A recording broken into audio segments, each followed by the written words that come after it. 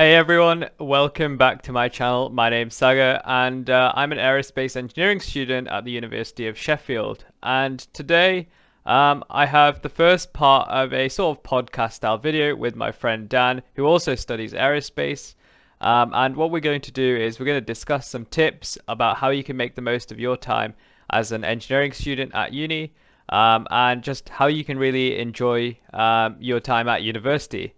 So I'll let Dan introduce himself. Hi, I'm Dan. I'm again an aerospace integrated master's student, just like Saga. And I'm also many things. I'm a head tutor at the society at the university. I've also been abroad, and we'll be talking about that as part of this video. So back to you, Saga. Yeah, okay. So today, what we want to really just talk about is our experiences in university, and I guess, how you can make the most of your time at university. So we have about 6 tips lined up that we want to share with you, and hopefully, you find it useful and you can have a great time at university. So yeah, our first tip is to actually obtain practical engineering skills. And I feel as though this is quite an important one, especially when you're trying to look for careers after university. There's often times when, a lot of companies look out for, hands-on skills in industry or working on projects just rather than just doing your degree full stop.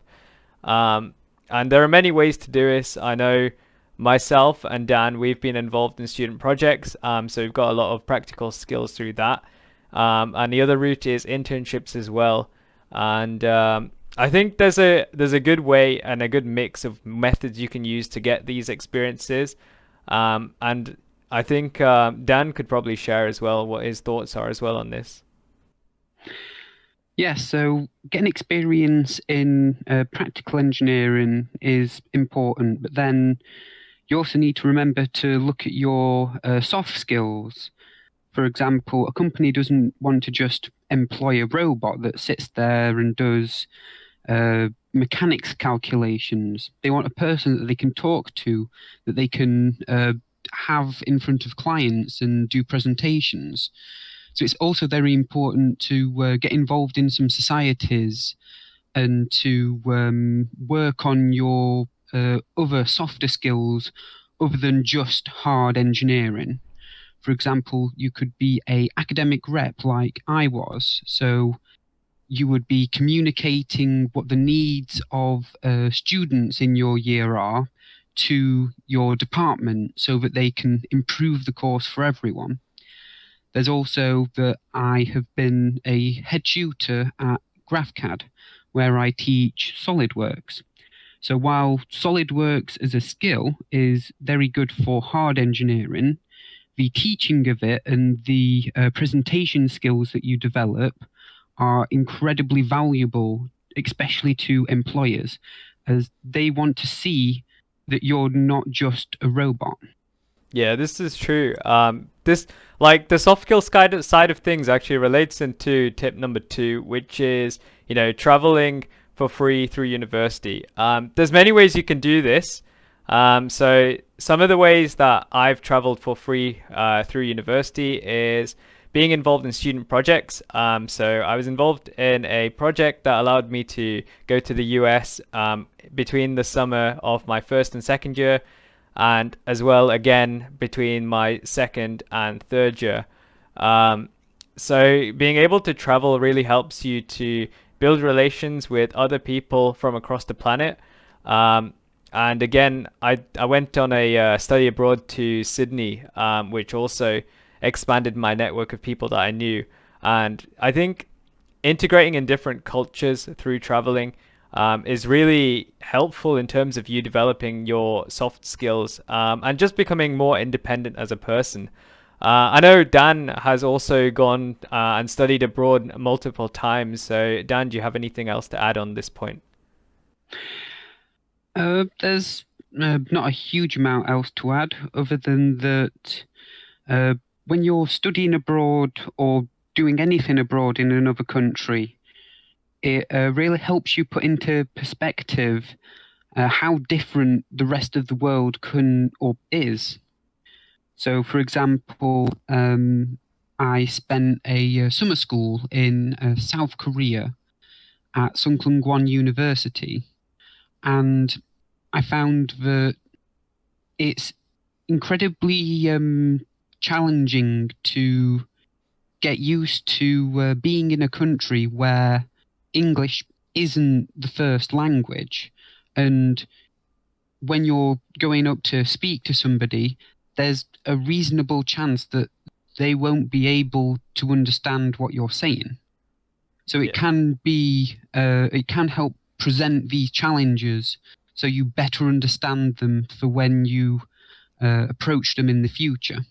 That is interesting because I know the countries that I've been to, especially for studying abroad and through the project, they've both been English speaking ones. So I guess it must be really different to be in a country where, the native language is not English. I actually remember when I went to a European Space Agency course in Belgium. I literally had no idea how to speak French because that's what a lot of the people spoke there. So I was there whipping out my phone and being like, you know, how do I get from here to here? Just using Google Translate. So it's a completely different experience. I guess going to a country where the native language is not, English or whatever your home language is. And it definitely, To yeah.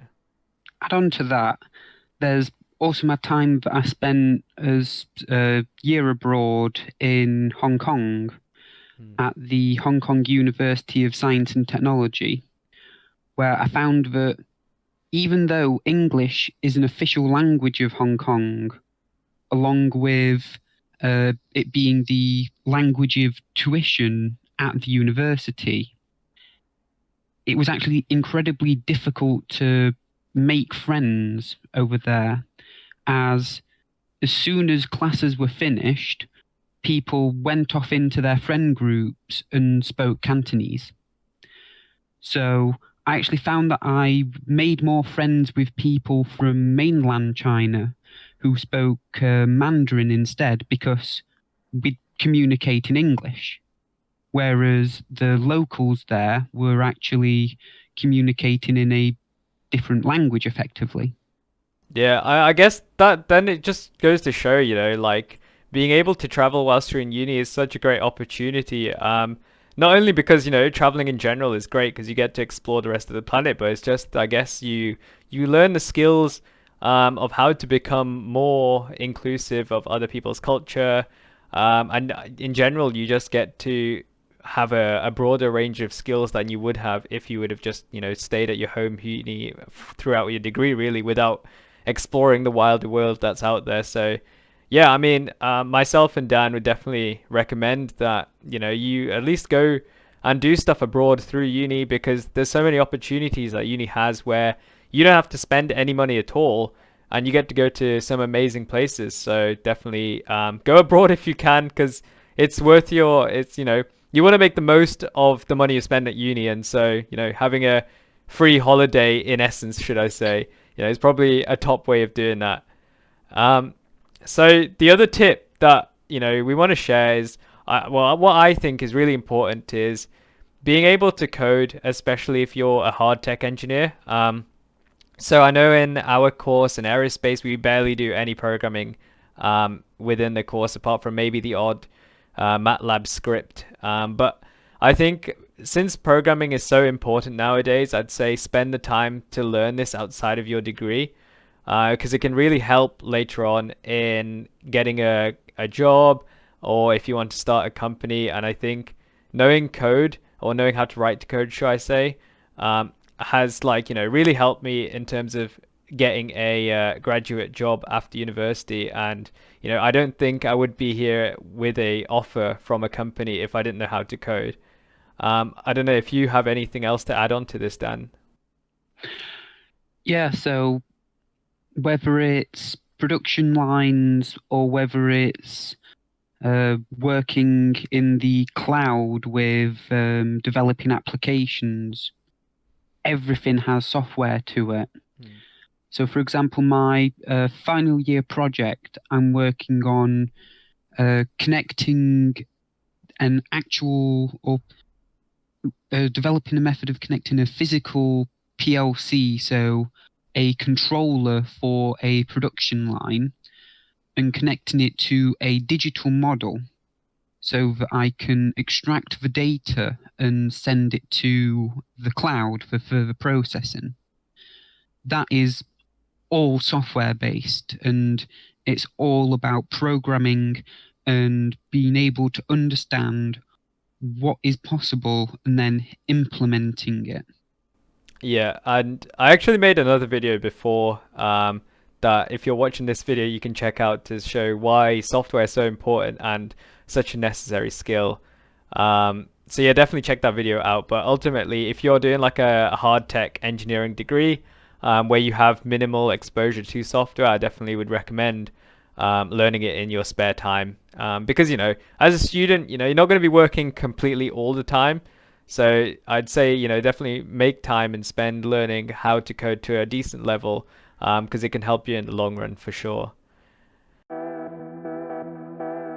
About you, Dan, last year, didn't you profit from your scholarships or something? Oh, yes.